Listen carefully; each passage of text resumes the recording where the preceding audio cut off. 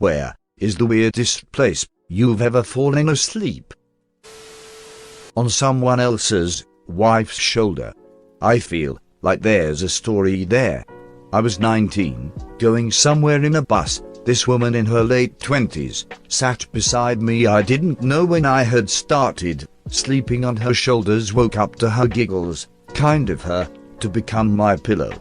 I had something similar happen. Was on a return flight for a work trip, and during the boarding process, the young woman next to me was at the tail end of a rough-sounding phone call, finalizing a breakup. She apologized to me when she got off the phone, kind of brushing it off as I got problems, as it was an emotional call. I shrugged it off, thinking she didn't need my judgment, and afterward laid my head against the window and tried to force myself asleep. Within a few minutes, she kind of thunked into my shoulder.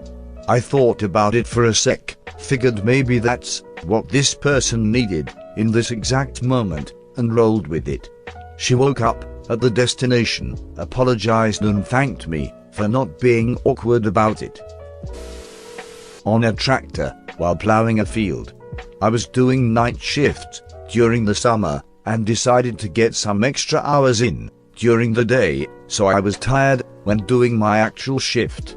I switched on the tractor's GPS and set it to give me a signal 50 meters before the field ended to wake me up to turn around. The fields were about 1,200 meters long, so I would get about 10 minutes of sleep before having to turn around again.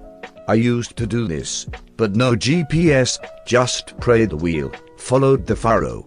Yeah, I do this too, I just use the GPS to wake me up. Think how surreal it would be for someone standing on the edge of the field to watch a tractor plowing the ground with a sleeping tractorist inside. I enjoy the word tractorist. Maybe it's a sleepist just operating a tractor. One of our customers once fell asleep with GPS while mowing grass at 4 a.m. and drove straight into a wide ditch. He got thrown through the front window, straight into the water. His legs are paralyzed from another incident, so he couldn't get out of the ditch. He waited 3 hours on his front mower for the owner of the land to find him. He got some serious luck that he didn't got run over by his tractor and sliced into pieces by his mower. On the bus, standing up, in my defense, it was a traffic jam, and I hadn't slept the previous night. Hey, I applaud you for this one. Last time I stood on the bus, I fell over so many times. I used to have this problem, then I stopped sleeping standing up. Now, I sleep standing while lying down. When I was a kid, like 5 or 6, there was a tree in the front yard I really liked climbing. There was a branch perfectly shaped for little me to lie down on. Early one morning, I woke up and decided to take my sleeping bag up the tree and went back to sleep. Okay, that sounds lovely. Homemade tree hammock. Bathroom floors, standing up in the middle of eating. I have narcolepsy, so I can see pretty much anywhere, not always by choice. I'm currently trying to not fall asleep in a hospital cafeteria and thought you meant all of those at once. What were you doing, eating in a bathroom? I think I'm gonna take a nap on this table, since I obviously need it. During a job interview, he actually had to shake me awake. Weirder yet, I still got the job. You were hired for that power move. Look them in the eyes while sleeping and assert dominance. I fell asleep one time waiting before a medical procedure. They had to wake me up so that I could sign paperwork permitting them to put me to sleep. Oh, the irony. Oh, I've done that too. Went into the university emergency room equivalent because I was so sick, I thought it was mono. Nurse did her thing. I fell asleep on the examination table after she left. I fell asleep in the exam room and had a nice little nap. Turns out, they forgot I was in there. I was in grade school and needed the sleep, tbh. In a crawl space, when I was a technician for a laboratory. Here in Germany, nobody has crawl space. I only know crawl spaces from horror stories or real serial killer material, so they are linked, like this in my head. I'd probably never closed my eyes, if I ever was in one. It was a crawl space on the roof of the lab, so no creepy crawlies or serial killers. Had to be super clean, because medicine. In the back of an ambulance, I'm the paramedic. I've done this before, hour-and-a-half long, PS transfer. Checked her vitals, put her on the monitor, made sure she was comfortable, and passed out in the seat behind her. She slept too, haha. For anyone wondering, it wasn't an emergency. Not all times someone is in our ambulance is it an emergency. In fact, it's usually not an emergency.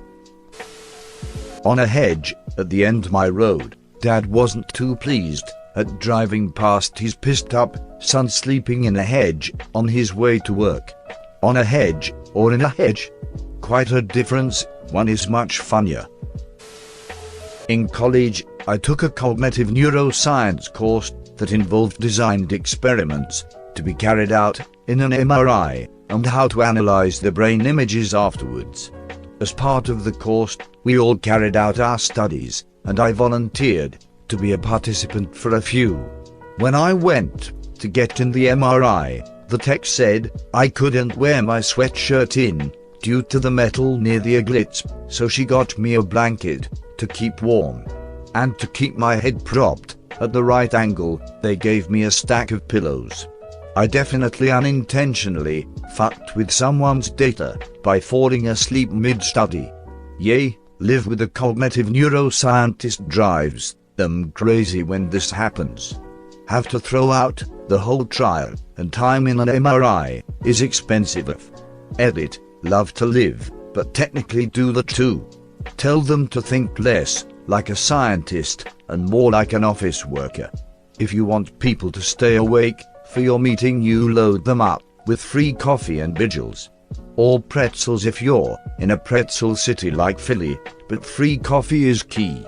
I suppose, if you want to study anything other than the effect of caffeine on the brain that could pose a problem. Wiz Khalifa concert, everyone was so high, I fell asleep for a few minutes, standing up, and the crowd was so thick, I didn't even fall over. I slept through Metallica. I woke up for their last song or two. I was so bummed. Edit, for those asking how, when I get too drunk, I don't puke, it just becomes sleepy time.